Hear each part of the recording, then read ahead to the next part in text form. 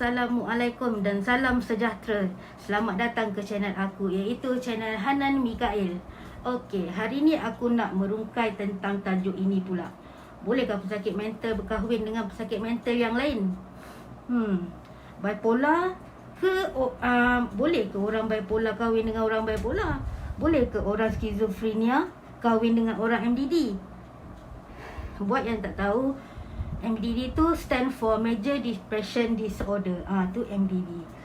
Okey. Boleh ke seorang skizofrenia, seorang MDD, lepas tu kahwin? Cuba bayangkan, kalau dua-dua tengah relax atau tengah tak okey, macam mana? Tak huru-hara ke rumah tangga diorang tu nanti? Tak ke benda tu boleh trigger emosi sesama diorang? Pesakit mental ni pun dia ada dua kategori, iaitu serius ataupun tidak. Penyakit mental yang serius adalah apabila seseorang itu ada mengalami gejala psikosis. Psikosis tu sampai fungsi hidup dia terjejas tau. Terutama sekali kalau penyakit tu dia biar tanpa rawatan yang sewajarnya. Kita sekarang ni bukan bercakap pasal orang gila yang lost dah dalam dunia halusinasi dia tu, yang tepi jalan yang sampah tu, tidak. Kita bercakap ni adalah berdasarkan pasal pesakit mental yang serius. Tapi walaupun serius, dia masih berfungsi dengan baik dalam masyarakat. Cuma ada masa-masanya emosi dan akal fikirannya terganggu dan terjejas atas trigger factor, chemical imbalance dan juga psikosis yang kita alami. Okey. Berbalik pada tajuk kita tadi. Bolehkah mereka ni berkahwin sesama pesakit mental? Kebiasaannya diorang ni bimbang kalau penyakit mental ni diwarisi pula ke anak-anak melalui genetik ibu bapa yang ada penyakit mental tu tadi. Dia macam ni tau. Seorang pegawai atau pengamal perubatan ni, diorang tak ada hak untuk menafikan hak pesakit untuk berkahwin sesama pesakit ataupun berkahwin dengan orang biasa yang tak ada penyakit mental. Namun dia perlu memperjelaskan kepada pesakit dan keluarga berkenaan dengan risiko keturunan, atau dengan kata lainnya genetik ataupun baka. Proses ini dikenali sebagai runding cara genetik. Ia diberikan terutamanya kepada penyakit skizofrenia dan bipolar disorder. Okey. Walaupun macam tu, sebahagian besar daripada pesakit skizofrenia dan bipolar ni tak ada sejarah keluarga pun. Maknanya genetik tidak semestinya diwarisi. Ia hanyalah sekadar kemungkinan yang kita tidak boleh jangka. Itu semua bawah Tuhan punya kuasa. Allah. Aku ada kenal 4 pasangan di kalangan kawan-kawan aku yang dah berkahwin sesama pesakit mental juga. Laki bini dua-dua aku kenal. Semua pasangan ni ada struggle dia orang sendiri. Yang first kawan aku yang first tu laki bini bipolar. Sekarang dah bercerai. Okey, yang pasangan kedua seorang bipolar, seorang MDD. Yang ni masih bersama dan getting strong. Okey. Yang ketiga seorang schizoaffective, seorang MDD. Pun masih bersama dan going strong. Okey, yang keempat kawan aku seorang MDD, seorang cyclothymia. Ini pun okey je rumah tangga dia. Ada masa pasang surut, tetapi sebab bila dua-dua dah faham each other kan, so diorang tahu bila dia tengah down, okey apa patut buat, okey bila tengah manic apa kita patut buat. Macam tu lah. Okey, cyclothymia tadi, buat yang tak tahu, cyclothymia ni ringkasnya dia ada episod hypomania dan depresi, tapi tak stroke manic atau depressed dalam bipolar. Okey. Okey, dalam kes aku hanya 1 dari 3 pasangan pesakit mental tadi yang berakhir dengan perceraian. 3 pasangan yang lain tu masih survive dengan baik. Walaupun ada pasang surut, biasalah, rumah tangga biasa pun ada, tapi ujian tu lebih berat lah daripada macam golongan normal. Adalah ujian diorang, sama je. Okey. Okey, ni dari segi pendapat. Dari pembahasan aku, perkahwinan begini ada baik dan buruknya. Ada pro, ada cons. Ini pengalaman yang member aku sendiri yang cerita. Jadi aku just huraikan semula. Okey. Antara kebaikan, dia bukan ada keburukannya, dia ada kebaikan juga. Okey. Bila kahwin sesama dia orang ni, dia saling memahami sebab masing-masing faham dengan penyakit yang partner kita tu hadapi. Yelah, sama-sama sakit kan. Okey, kedua, boleh bertolak ansur apabila salah seorang sedang berada dalam episod depres ataupun mania. Bila seorang tengah tak okey, partner yang tengah okey ni kena jalankan peranan dia. Apa yang sepatutnya dia buat bila pasangan dia dalam keadaan begitu? Macam tu. Begitulah kalau sebaliknya, mereka ini lebih bertoleransi sebenarnya. Okey. Yang ketiga, mereka saling menjaga emosi supaya pasangan tidak trigger dengan each other. Benda ni korang kena bawa bincang baik-baik. Boleh benda ni, benda boleh bawa bincang kan. Kena telus dan jujur akan apa-apa trigger yang perlu dielakkan. So benda yang you trigger tu, you beritahu, kau beritahu husband kau, okey, awak jangan trigger saya benda ni. So InsyaAllah.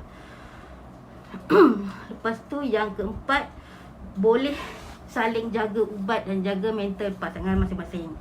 Ni penting sebab kalau tak makan ubat ada akibat ni nanti. Okey, nombor 5 ni, yang ni paling penting tau. Ya, saling melengkapi kekurangan dan kelebihan setiap pasangan. Dia macam saling melengkapi lah. Okey. Tu 5 yang dari segi kebaikan kahwin sesama sakit mental. Okey, dari segi keburukan pula. Pertama, apabila pasangan ni dua-dua tengah tak okey, bila time ni dua-dua tengah dalam episod, masa ni masing-masing mental tengah tak stabil. Okey. Masa ni macam-macam benda boleh terjadi. Ibarat api ditambah dengan api lagi, makin marak lah apinya itu. Lebih kurang begitulah. Partner pula menambah stres yang dah sedia ada. Masing-masing boleh trigger each other. Ni yang kita tak nak ni, trigger each other ni. Lepas tu yang kedua, kemungkinan untuk anak yang bakal lahir mewarisi genetik ibu bapanya itu tetap ada risikonya. Walaupun ianya hanya peratusan kecil saja, semua ni Allah punya kuasa. Tak ada yang mustahil. Okey, yang ketiga, bila dua-dua tengah tak okey, takut menjejaskan institusi takut dia boleh menjejaskan institusi kekeluargaan tu sendiri. Nasib anak-anak macam mana? Rumah tangga berantakan, rumah tangga tak terurus. Pertengkaran dan pergaduhan boleh berlaku dan berlanjutan hingga terjadinya penceraian. Nauzubillah, kita doa yang baik-baik saja untuk kita semua, dan untuk kawan-kawan kita semua. Okey. Walau macam mana pun, dalam setiap perkara yang terjadi mesti ada jalan penyelesaiannya. Untuk menjadi pasangan yang baik dan sihat, bolehlah cuba guna tips ni. Okey, yang pertama, korang kena slow talk dengan pasangan. Okey, apa yang perlu korang faham antara each other. Masing-masing kena jujur dengan emosi, dengan perbuatan kita tu sendiri. Semua kena from the heart lah, from the bottom of your heart. Okey, dalam hubungan tu kena ada chemistry, wujudkan kasih sayang, sentiasa puji pasangan bila dia buat benda yang baik. Benda yang korang tak suka pun korang kena bagi tahu, tapi dengan cara berbincang. Okey, nombor 2, berbincanglah dan tanya pada doktor yang gejala-gejala penyakit tersebut dan juga jenis-jenis perawatan yang efektif untuk pasangan kita. Kadang-kadang kita terfikir bahawa pasangan kita tu pemalas betul lah dia ni asyik dingin je kan, macam-macam lah, tanpa kita sedari bahawa sebenarnya semua itu adalah gejala penyakit yang dialaminya. So kena ambil tahu. Okey, nombor 2, kita bincang dengan perawat pasangan kita, psikiatris ke, kaunselor ke, apa, psikologis ke, macam mana kita boleh mainkan peranan untuk membantu proses perawatan dan peningkatan kualiti kehidupan korang bersama. Kalau korang tak tahu nak start macam mana, nak memainkan peranan korang tak tahu macam mana nak mainkan peranan korang, benda ni boleh mencetuskan perasaan yang sangat kecewa bagi kedua-dua pihak. Benda ni boleh jadi merugikan. Okey, nombor 3, jangan harapkan pasangan kita tu mampu nak penuhi semua kehendak kita. Kadang-kadang kita nak, okey, aku nak partner aku macam ni. Dia mesti macam ni. Tak semestinya. Sebab setiap pasangan hendaklah mempunyai kehendak yang realistik. Perbincangan dan communication sangatlah penting supaya penyelesaian yang adil dapat pada kedua-dua belah pihak. Okey, nombor 4, jangan saling tuding jari, pinpoint ni salah siapa, ni salah you lah.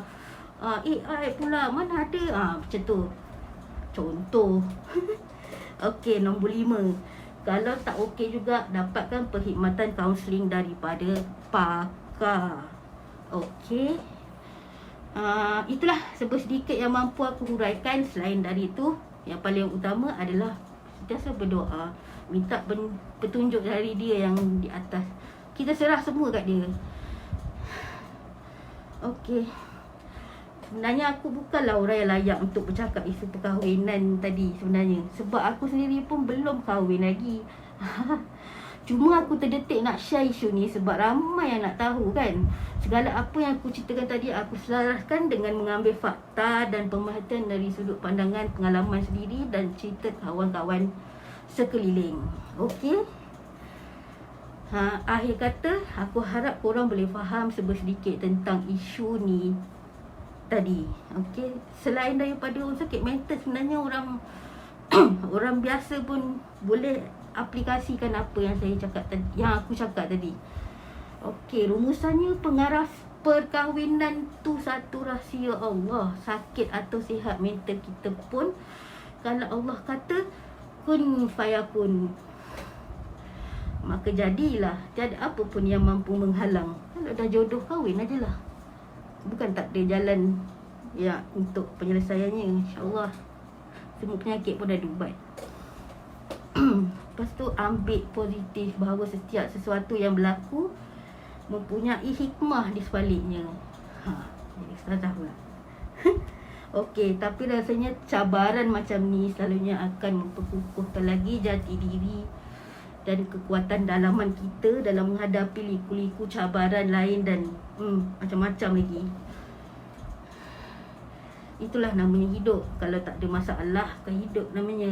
Semoga kita sama-sama kuat dalam mendepani segala halangan. We can do it, insyaAllah. Okey, sampai sini dulu aku bercerita. See you next time. Please subscribe channel Hanan Mikael untuk beri sokongan korang kepada aku. Aku hargai sangat-sangat. Dan kalau korang suka dengan konten yang aku ketengahkan, bolehlah tolong share kan. Moga orang lain pun dapat manfaat bersama. Yelah, orang lain pun nak tengok juga kan. Okeylah, siapa ada cadangan atau komen yang hendak dilontarkan, positif ke negatif, boleh DM aku ataupun boleh drop komen kat bawah. Semua boleh. Okey, insyaAllah aku akan cuba sebaik mungkin untuk berkongsi apa sahaja cerita tentang penyakit yang aku alami. Macam-macam cerita lagi. Cerita travel ada, insyaAllah. Semoga bermanfaat untuk kita semua.